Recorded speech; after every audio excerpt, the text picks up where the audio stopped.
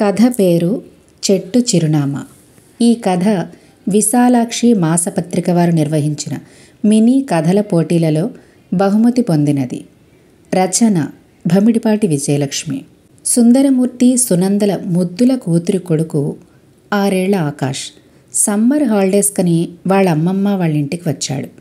ఆ రాత్రి మూర్తిగారు ఆకాష్ ఇద్దరూ మంచం మీదకు చేరి కథలు కబుర్లు చెప్పుకుంటూ ఉన్నారు.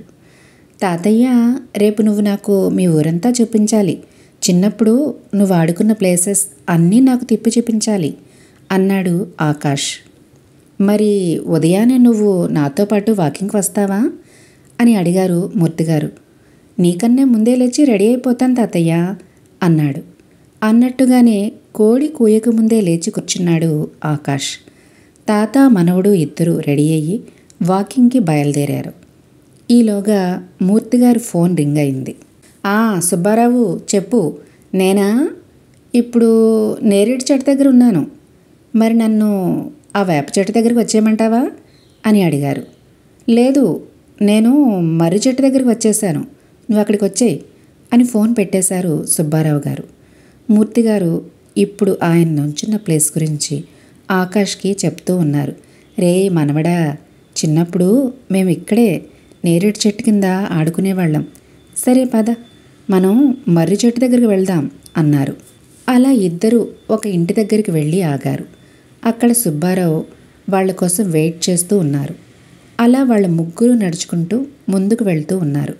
వాళ్ళ మాటల్లో ఉన్న చెట్లు తన కంటికి కనిపించకపోయేసరికి ఆకాష్కి డౌట్ వచ్చింది. వాళ్ళ తాత వైపు చూస్తూ, తాత, ఇందాకటి నుంచి నేను వింటూనే ఉన్నాను, వేప చెట్టు దగ్గరికి రా, నేరేడు చెట్టు దగ్గర కలుసుకుందాం అంటున్నావు, కానీ నాకు ఇక్కడ ఎక్కడ ఒక చెట్టు కూడా కనిపించలేదు అని అనుమానంగా అడిగాడు ఆకాష్. మూర్తిగారు చిన్నగా నవ్వి మనవడి వైపు చూస్తూ, ఒకప్పుడు ఈ ఏరియా మొత్తం 100కి పైగా పెద్ద పెద్ద చెట్లతో పచ్చగా కళకళలాడుతూ ఉండేది. మేము స్వచ్ఛమైన ఆ చెట్ల గాలి పీల్చుకుంటూ హాయిగా ఆ చెట్ల కింద ఆడుకుంటూ నేరేడు పళ్ళు కోసుకుంటూ వేపకాయలతో కొట్టుకుంటూ చాలా అల్లరి చేసేవాళ్ళం. మా బాల్యం అంతా ఆ చెట్ల కిందే గడిచిపోయింది.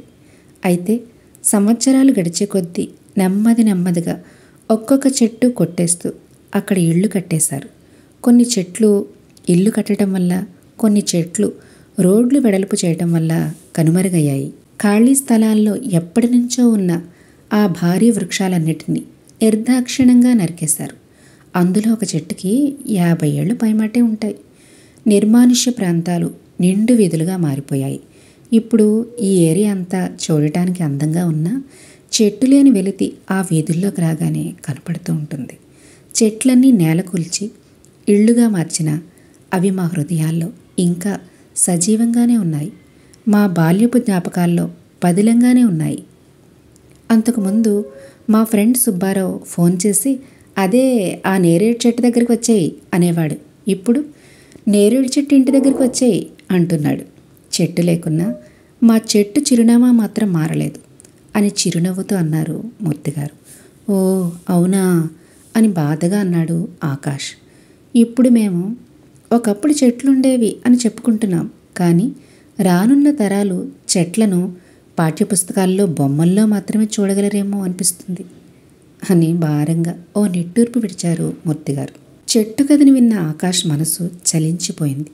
వెంటనే ఒక మొక్కని నాటాలి అన్న ఆలోచన ఆ పిల్లాడి మనసులో అప్పుడే చిగురించింది. హాలిడేస్ అయ్యాక ఆకాష్ వాళ్ళ ఊరు వెళ్ళిపోయాడు. ఊరు వెళ్ళగానే ఆకాష్ ఒక నేరేడు మొక్కను కొని తెచ్చి వాళ్ళ ఇంటి ముందు నాటాడు.